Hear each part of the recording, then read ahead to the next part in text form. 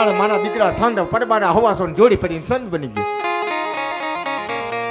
અને મેન તમે કોઈ દી વિચાર્યું નહીં કે સંત બનવામાં મારા બાપ તમે સબરીને જોઈ લ્યો, મીરાબાઈને જોયો, જલારામને જોવો. અરે એની જીવન આખું વહી ગયા ને સમાજમાંથી જતા રહ્યા ને તો દુનિયાને ખબર પડી આ સંત છે. એના માટે જીવા નથી, સંત છે. જગત ખાતે જીવા. અને જી 4 વેદ 18 પુરાણ ની અંદર સંત તમે લઈ ગયો, કોઈ પાસે ઝૂંપડી નહોતી ને ઝૂંપડીમાં ઢાંકવા કાંઈ હતું ને ઈ સંત હતા. અને અટાણે મારા દીકરા સંત 80 વગરના કોઈ છે નહીં. તમે જોઈ લો.